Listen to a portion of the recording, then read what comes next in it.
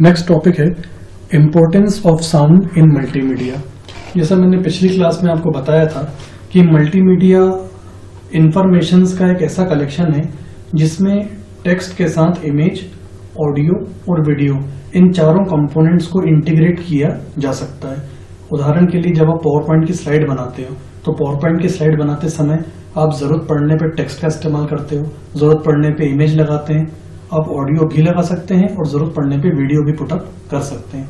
Finally वो एक ऐसा पैकेज बन जाता है जब आप प्रेजेंटेशन देते हैं तो उस पैकेज में टेक्स्ट भी दिखाई देता है, आवश्यकता के अनुसार इमेज, ऑडियो, वीडियो एवरीथिंग दिखाई देती है। तो ये एक फाइनेस्ट एग्जांपल है मल्टीमीडिया का। अब जैसे हमने पिछली क्लास में मल्टीमीडिया में टेक्स्ट के इंपॉर्टेंस को समझा था, वहीं आज हमें मल्टीमीडिया में साउंड के इंपॉर्टेंस को समझना है। तो हालांकि ये बात तो बहुत ही सिंपल है कि साउंड का अपना एक इम्पैक्ट होता है। बगैर साउंड के प्रेजेंटेशन लगभग बिल्कुल डाउन पोजीशन पे कहलाएगी। आप समझ लीजिए कि कोई मूवी आप देख रहे हैं उस पर साउंड नहीं हो, आप कोई एडवर्टीजमेंट सुन रहे हो उसमें साउंड नहीं हो, आप कोई प्रेजेंटेशन देख रहे हो उसमें साउंड नहीं हो, तो बिना साउंड के तो वो इफेक्टिव होगी ही नहीं कभी भी, बिल्कुल वो ऑलमोस्ट मान के चलिए डेड है। फिलहाल इंपॉर्टेंस की बात से पहले हम समझ लेंगे साउंड क्या है। तो साउंड एक ऐसा कंपन है जिसे सुनने की शक्ति के आधार पर पहचाना जाता है। मतलब यूजुअली हम साउंड को देखते तो है नहीं और ना तो उसको हम क्या करते हैं, साउंड को हम सुनते ही हैं। तो यहाँ पर यही बात बताई गई है कि साउंड एक ऐसा कंपन है, एक ऐसा वाइब्रेशन है जिसे हम सुनने की शक्ति के आधार पर पहचानते हैं। सामान्यतः हम उन वाइब्रेशंस को सुनते हैं जो हवा के जरिए एक स्थान से दूसरे स्थान पर जाते हैं। साउंड का प्रसार गति उस माध्यम के प्रकार, तापमान और दबाव पर निर्भर करता है। इनका कहना यह है कि वाइब्रेशंस जो होते हैं वो हवा के जरिए एक जगह से दूसरी जगह पहुंचते हैं और कहीं ना कहीं साउंड भी इन चीजों पर बहुत ज्यादा डिपेंड करता है। आप देखते होंगे कि नाइट के समय में, रात के समय में साउंड हमें दूर दूर का भी सुनाई देता है, तो क्योंकि बाकी साउंड कम होता है, हवा का भी प्रसार ज्यादा रहता है, तो जैसे जहां हवा जाती है तो साउंड कहीं ना कहीं उसका इफेक्ट उन चीजों में पड़ता है। तो कुल मिला के यहाँ यही बताया जा रहा है कि साउंड की जो प्रसार गति है, प्रसार गति मतलब साउंड का एक जगह से दूसरी जगह पे ट्रेवल होना, जाना, तो वो साउंड का जो गति है वो कहीं ना कहीं तापमान और दबाव पर भी निर्भर करती है। हालांकि इसका बहुत ज्यादा इफेक्ट नहीं पड़ता, लेकिन फिर भी इम्पैक्ट तो थोड़ा बहुत तो पड़ता ही है। ओवरऑल बात ये तो था साउंड। अब बात करते हैं इसके इम्पोर्टेंस के बारे में। तो जैसा मैंने पहले आपको बताया कि audio is used in computers to enhance the multimedia applications in various ways. इसका मतलब ये है कि मल्टीमीडिया एप्लीकेशंस को एनहेंस करने के लिए, यानी कि उसे और बेहतर ढंग से प्रदर्शित करने के लिए, उसको और इम्प्रेसिव बनाने के लिए हम मल्टीमीडिया एप्लीकेशंस में ऑडियो का इस्तेमाल करते हैं। Nowadays there are endless application programs that are designed to educate people using the internet। इसमें कहा जा रहा है कि अभी के समय में endless, अंतहीन प्रोग्राम ऐसे हैं, अंतहीन ऐसे प्रोग्राम्स हैं, ऐसी एप्लीकेशंस हैं जो इंटरनेट के माध्यम से लोगों को एजुकेट कर रही हैं। अब when you look at the internet education you will see that they need to have audio help। अब आप उसमें देखते हैं कि इस तरह के प्रोग्राम्स में कहीं ना कहीं ऑडियो की जरूरत होती है। आप बिलीव कीजिए अगर यहाँ ऑडियो नहीं होगा तो ये पूरी तरह से मान लीजिए डेड है सब कुछ। Because then the education is much easier. People who want to learn something using the power of the internet, they will much rather watch an educational video। यहाँ पर ये बताया जा रहा है कि अगर कोई व्यक्ति इंटरनेट के माध्यम से कुछ सीखना चाहता है और अगर उसे कोई एजुकेशनल वीडियो से कुछ ज्ञान प्राप्त करना है तो वहां पर ऑडियो एक बहुत इंपॉर्टेंट रोल प्ले करता है। आप इसी वीडियो की बात कर लीजिए जो मैं आपको अभी बता रहा हूँ। मैं यहाँ पर केवल आपको स्लाइड्स दिखाऊं, मेरी आवाज आप तक ना पहुंचे, तो यहाँ पर कहीं ना कहीं थोड़ा सा इम्प्रेशन डाउन होगा और ज्यादा इफेक्टिव प्रेजेंटेशन ही बन नहीं पाएगी। और अभी जिस तरह से मेरी बात आप तक पहुंच रही है शायद उस तरह से बात ना पहुंच पाए। तो यही है ऑडियो का इंपॉर्टेंस एक मल्टीमीडिया एप्लीकेशन में। अब यहाँ पर नेक्स्ट टॉपिक है मोनो और स्टीरियो साउंड। तो अभी थोड़ी देर पहले हमने समझा साउंड के बारे में कि साउंड एक तरह का वाइब्रेशन है जो हम अपने कानों से सुनते हैं। अब यहाँ पर साउंड को दो कैटेगरीज में बांटा गया है, एक मोनो और दूसरा स्टीरियो। तो यहाँ पर सबसे पहले मोनो समझ लेते हैं कि मोनो साउंड में one single channel is used. मतलब मोनो साउंड में केवल एक सिंगल चैनल यूज किया जाता है। हालांकि ये ना समझें कि इस साउंड में स्पीकर भी एक ही होगा, ऐसा नहीं है। स्पीकर एक से ज्यादा हो सकते हैं लेकिन वो सभी सिग्नल की सेम कॉपी को ही प्रोड्यूस करेंगे। In monaural sound one single channel is used it can be reproduced through several speakers. हालांकि ये साउंड कई स्पीकर्स के द्वारा दिया जा सकता है, लेकिन वो सारे ही speaker same copy of signals को ही प्रोड्यूस करेंगे। आपने सुना होगा इसके अलावा सराउंड साउंड आपने सुना होगा। सराउंड साउंड आप जैसे डिजिटल बड़े बड़े आप वो डीजे वगैरह देखते हो, सराउंड साउंड अलग अलग स्पीकर्स, कोई उसमें मोटी आवाज निकालता है, कोई पतली आवाज निकालता है। वो ऑडियो एक ही है, लेकिन उस ऑडियो को उनने अलग अलग स्पीकर्स के थ्रू एक्सट्रैक्ट कर दिया। एक मोटी थाप निकालेगा, एक जिसमें बेस ज्यादा होगा, एक जिसमें टेरिबल ज्यादा होगा, वो सराउंड साउंड हो गया। ये सराउंड साउंड नहीं है, ये मोनो साउंड है। ये सिंपल एक कॉपी साउंड की ही प्रोड्यूस करेगा, भले स्पीकर कितने भी ज्यादा हो, लेकिन सबको सिग्नल की एक ही कॉपी मिलेगी। अब जिस सराउंड साउंड की बात है, मोनो साउंड को मैं ऐसे दर्शा सकता हूँ, ये एक ही सिग्नल की कॉपी है। एक ही सिग्नल की कॉपी 2 स्पीकर में जा रही है, 3 स्पीकर में भी जा सकती है, 4 में भी जा सकती है, लेकिन जाएगा केवल एक ही सिग्नल। आप सोचेंगे कि ये स्पीकर थोड़ा अलग साउंड निकाले, ये अलग साउंड निकाले, तो ऐसा मोनो साउंड के केस में नहीं है।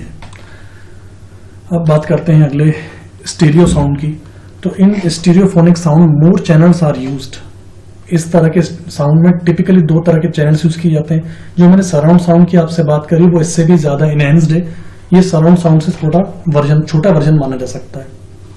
अब इसमें कहा गया है you can use 2 different channels and make 1 feed speaker to the second feed speaker which is the most common stereo set. This is used to create directionality perspective space. तो जैसा मैंने आपको बताया कि यहाँ पर सिग्नल्स अलग अलग हो सकते हैं, जिसको मैं इस चित्र के थ्रू दर्शा सकता हूँ। देखिए यहाँ पर 2 अलग अलग स्पीकर हैं, एक को अलग सिग्नल मिल रहा है और दूसरे को अलग सिग्नल मिल रहा है। तो यहाँ पर साउंड की थोड़ी वैरायटी बढ़ जाती है, और यूं समझ लीजिए कि मोनो साउंड की तुलना में स्टीरियो साउंड थोड़ा सा ज्यादा इम्पैक्टफुल होता है, ज्यादा इफेक्टिव होता है। अगले टॉपिक में साउंड की हम 2 कैटेगरीज के बारे में बात करेंगे, एक एनालॉग कैटेगरी और दूसरी डिजिटल। तो हालांकि आपने फंडामेंटल्स में पढ़ रखा होगा कि एनालॉग सिग्नल्स वेव्स पर बेस्ड होते हैं, तरंगों पर बेस्ड होते हैं, और डिजिटल सिग्नल डिजिटल बिट्स यानी 0 और 1 पर बेस्ड होते हैं। हालांकि यूं माना जाता है और होता भी है कि डिजिटल साउंड एनालॉग की तुलना में ज्यादा बेटर होता है। ये चीज यहाँ बताई हुई है कि एनालॉग टेक्नोलॉजी में एक वेव इज रिकॉर्डेड और used in its original form. Analogue technology में एक वेव को रिकॉर्ड किया जाता है और उसी के ओरिजिनल फॉर्म में ही उसको यूज किया जाता है। उदाहरण के लिए in an analogue tape recorder, हम एक एनालॉग टेप रिकॉर्डर की बात कर रहे हैं। A signal is taken straight from the microphone. Microphone के थ्रू हमने कुछ रिकॉर्डिंग करी, वो वेव्स के फॉर्म में उस टेप रिकॉर्डर तक पहुंची और फिर टेप ने उसको रीड करा, एम्पलीफाइड करा और स्पीकर पर भेज दिया ताकि साउंड को प्रोड्यूस किया जा सके। तो कुल मिला के सीधा सीधा analogue signal analogue tape recorder में गया, एनालॉग टेप रिकॉर्डर ने उसको रीड करा, एम्पलीफाई करा, स्पीकर पर भेज दिया ताकि वो साउंड प्रोड्यूस कर सके। तो यूं समझ लीजिए कि एनालॉग सिग्नल वेव्स के फॉर्म में होता है। कहीं ना कहीं डिजिटल की तुलना में इसकी क्वालिटी ज्यादा बेहतर नहीं कही जा सकती है, फिर भी क्योंकि ये बेसिक फॉर्मेट है इसलिए इसका अपना एक अलग इंपॉर्टेंस है। सेकंड कैटेगरी की बात करूं तो वो है डिजिटल साउंड। डिजिटल टेक्नोलॉजी ने साउंड को बहुत ज्यादा ऑप्टिमाइज कर दिया है अभी के समय में, और क्योंकि ये बिट्स के फॉर्म में होता है, सिग्नल्स एकदम एक्यूरेट होते हैं। अगर हम एनालॉग वेव्स की बात करें, एनालॉग वेव्स प्रोबेबिलिटी पर बेस्ड होती हैं, अप एंड डाउन की बीट्स पर बेस्ड होती हैं, जबकि डिजिटल सिग्नल एकदम एक्यूरेट होते हैं, करेक्ट होते हैं। और कंपैरिजन, अगर हम कंपैरिजन करें एनालॉग से, तो ये ज्यादा परफेक्ट साउंड होता है। ये चीज यहाँ पर बताई हुई है। The analogue waves is sampled at some intervals, यानी कि जो एनालॉग की वेव्स होती है वो कुछ अंतराल के बाद सैंपल्ड होती है और फिर उसे जब नंबर्स में कन्वर्ट कर दिए, वो नंबर्स में कन्वर्ट हो जाती है जब हम एनालॉग सिग्नल को किसी डिजिटल डिवाइस में स्टोर करते हैं। आप एक बात समझ लीजिए कि जैसे मैं इनपुट यहाँ पे दे रहा हूँ तो वो एनालॉग फॉर्म में जा रहा है, लेकिन अगर वो किसी डिजिटल डिवाइस में जाएगा तो वो ऑटोमेटिकली डिजिटल साउंड में कन्वर्ट हो जाएगा। तो यहाँ पर ये चीज बताई हुई है।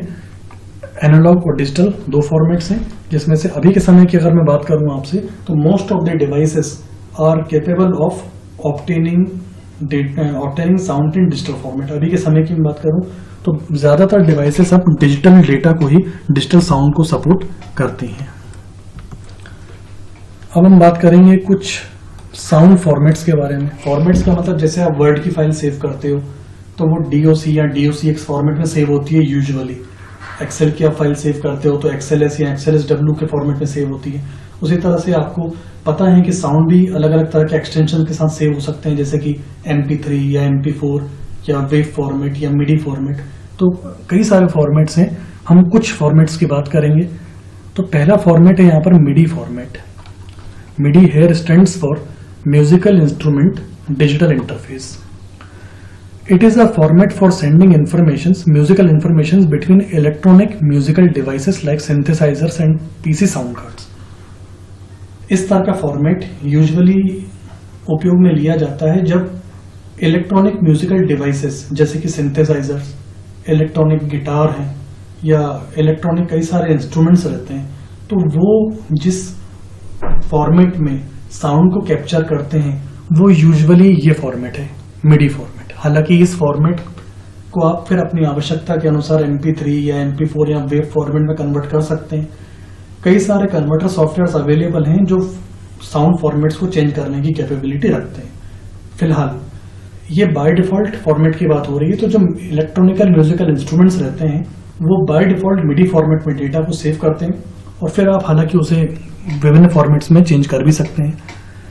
यहाँ बताया गया है MIDI format was developed in 1982 by the music industry. इस फॉर्मेट को 1982 में म्यूजिक इंडस्ट्रीज के द्वारा डेवलप किया गया। ये फॉर्मेट बहुत ज़्यादा फ्लेक्सिबल है और रियल प्रोफेशनल म्यूजिक मेकिंग के समय, यानी जब कभी म्यूजिक वगैरह कंपोज किया जाता है तो इस फॉर्मेट का बहुत ज़्यादा इस्तेमाल किया जाता है। अगली कैटेगरी है वेव फॉर्मेट। तो the wave format is developed by IBM and Microsoft. इस फॉर्मेट को IBM यानी कि इंटरनेशनल बिजनेस मशीन नाम की कंपनी और माइक्रोसॉफ्ट नामक कंपनी ने डेवलप किया है। It is supported by all computer running Windows run करने वाले लगभग सभी कंप्यूटर्स इस फॉर्मेट को सपोर्ट करते हैं और ये फॉर्मेट बहुत ज्यादा पॉपुलर है वेब ब्राउजर्स पे, यानी कि जब आप इंटरनेट एक्सप्लोरर यूज करते हो, मोजिला या फायरफॉक्स, मोजिला या गूगल क्रोम यूज करते हो, वहां पर जो भी साउंड है वो आपको बहुत ज्यादा केसेस में वेव फॉर्मेट में आपको मिलेगा। इसकी पहचान इस एक्सटेंशन से होती है .wav। अगला एक्सटेंशन है MP3 फॉर्मेट। ये तो बहुत ज्यादा यूज में लिया जाने वाला फॉर्मेट है। MP3 format is actually MPEG files. MP3 actually MPEG files होती हैं। ये इसका एक बड़ा वर्जन MP4 भी अवेलेबल है, आपको पता ही होगा। तो MP3 files actually MPEG files हैं जो कि मूविंग पिक्चर्स को भी सपोर्ट करती हैं MP4 के फॉर्म में। तो ये बहुत ज्यादा यूज में लिया गया फॉर्मेट है। इसकी सबसे अच्छी बात ये है कि इसका साइज थोड़ा कम रहता है। जहां तक देखा जाता है कि वेब फॉर्मेट की जो फाइल्स होती हैं, साउंड फाइल्स, उनका साइज थोड़ा ज्यादा रहता है, जबकि MP3 की आप बात करेंगे तो इसमें साइज थोड़ा सा कम हो जाता है। ये फॉर्मेट रियल टाइम एप्लीकेशंस में बहुत ज्यादा यूज होता है और आप मोबाइल वगैरह में भी आप देखेंगे तो आपको MP3 फॉर्मेट बहुत ज्यादा प्रचलित फॉर्म में दिखाई देगा। तो ये थे कुछ साउंड के फॉर्मेट्स। हालांकि इसके अलावा भी कई सारे फॉर्मेट्स अवेलेबल हैं, MP4 है, AVI है, बहुत सारे फॉर्मेट्स अवेलेबल हैं जो कि साउंड के लिए प्रयोग में लिए जा सकते हैं। नेक्स्ट अब हम बात करेंगे sound editing and mixing softwares. तो नाम से समझ में आ जाता है कि वो एप्लीकेशन सॉफ्टवेयर्स जो इस काबिल हों कि साउंड में एडिटिंग कर सकें, अलग अलग साउंड्स को आपस में मिक्स कर सकें। तो आप देखते हैं DJ के पास कई सारे ऐसे मिक्सर सॉफ्टवेयर्स होते हैं। इंटरनेट पर भी आपको कई सारे ऐसे मिक्सिंग सॉफ्टवेयर्स मिल जाएंगे। मूवीज वगैरह बनाने के लिए वीडियो क्लिप्स हम कई बार बनाते हैं, मैरिज वगैरह के क्लिप्स बनते हैं, कई सारे हम फंक्शंस करते हैं उनके क्लिप्स बनाते हैं। तो ये बहुत कॉमनली आपको भी पता ही होगा, कई सारे ऐसे सॉफ्टवेयर्स हैं जो साउंड में एडिटिंग कर सकते हैं, अलग अलग साउंड्स को आपस में मिक्स कर सकते हैं। तो सिंपली ऐसे सॉफ्टवेयर्स जो साउंड में एडिटिंग कर सकें, मिक्सिंग कर सकें, ऑब्वियसली वो softwares sound editing and mixing softwares कहलाते हैं। ये चीज यहाँ लिखिए, audio editing software is a software which allows editing and generating of audio data. Audio editing software वो सॉफ्टवेयर हैं जो हमें अनुमति देते हैं ऑडियो को एडिट करने की, मतलब उसमें संपादन करने की, एंड जनरेटिंग ऑडियो डेटा, और नए ऑडियो को जनरेट करने की भी। Audio editing software can be implemented completely और पार्टली एज अ लाइब्रेरी। इसमें कहा गया कि ऑडियो एडिटिंग सॉफ्टवेयर को हम अपनी आवश्यकता के अनुसार लाइब्रेरी के रूप में यूज कर सकते हैं। जैसे हम बहुत सारे म्यूजिक बनाते जाएं, उसमें कलेक्शन कलेक्ट करते जाएं, या हम इसे पार्टली अपने हिसाब से आंशिक प्रोडक्शन के लिए भी यूज में ले सकते हैं। हम इसे कंप्यूटर एप्लीकेशन के भी रूप में भी यूज ले सकते हैं और वेब एप्लीकेशन के फॉर्म में भी यूज में ले सकते हैं। एक अच्छे साउंड एडिटिंग और मिक्सिंग सॉफ्टवेयर्स में ये फीचर्स की एक्सपेक्टेशन की जाती है कि ये फीचर्स तो होने ही चाहिए। जैसे कि पहला बोला गया है, the ability to import and export various audio file formats for editing. उनमें क्षमता होनी चाहिए कि हम अलग अलग तरह के ऑडियो फाइल फॉर्मेट, जैसे कि wave format, MP3 format, MP4 format, MIDI format, इन सभी तरह के फॉर्मेट्स को इंपोर्ट कर सकें। इन सभी फॉर्मेट्स में फाइल को इंपोर्ट या एक्सपोर्ट कर सकें। रिकॉर्ड ऑडियो फ्रॉम वन और मोर इनपुट्स, अलग अलग इनपुट से हम ऑडियो रिकॉर्ड कर सकें। जैसे आपने माइक्रोफोन भी अटैच कर रखा हो, सिंथेसाइजर भी अटैच कर रखा हो, तो ये अलग अलग प्लेटफॉर्म्स में से हम एक साथ ही कंबाइंड फॉर्म में डेटा को गैदर कर सकें। अब जैसे कोई गाना कंपोज करेगा तो ऐसा तो है क्या नहीं कि वो पहले गा ले बाद में उसमें म्यूजिक फीड करे, या पहले म्यूजिक दे दे बाद में गाना। कहने का मतलब ये है कि हालांकि चीजें पॉसिबल है, लेकिन इफेक्टिवली काम तब होगा जब बहुत सारी चीजें आपस में सिंक्रोनाइज हुआ है, और सिंक्रोनाइज करके सबका कलेक्टिवली डाटा एक ही बार में इनपुट हो सके, तो वो ज्यादा रियल टाइम वर्क कहलाएगा। Edit the start time, stop time and duration of sound. किसी साउंड के स्टार्ट टाइम को सेट करना, स्टॉप टाइम को यानी कि किसी साउंड को काटना, बीच में से स्टार्टिंग देना, उसकी बीच में एंडिंग देना अपने हिसाब से।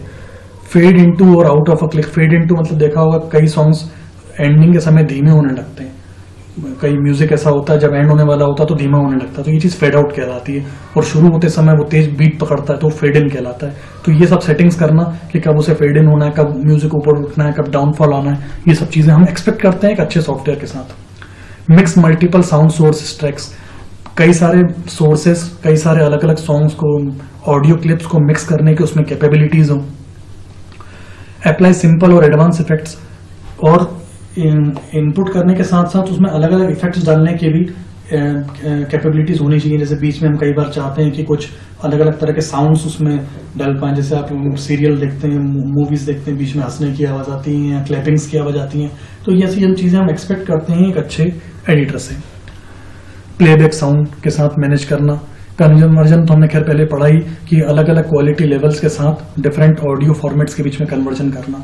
तो ये कुछ बिंदु हैं, ये कुछ पॉइंट्स हैं जो हम एक्सपेक्ट करते हैं, उम्मीद करते हैं कि ये सारे फीचर्स होने चाहिए एक साउंड एडिटिंग और मिक्सिंग सॉफ्टवेयर में। तो फाइनली अब आप समझ गए होंगे कि ऐसे सॉफ्टवेयर जो साउंड को इनपुट करने के बाद, साउंड को लेने के बाद उसमें आवश्यकता के अनुसार एडिटिंग करने की, मिक्सिंग करने की, ऑल्ट्रेशन करने की, उनमें इफेक्ट्स ऐड करने की और अलग अलग तरह की कई सारे फीचर्स रखते हों, ऐसे सॉफ्टवेयर्स को साउंड एडिटिंग और मिक्सिंग सॉफ्टवेयर कहा जाता है।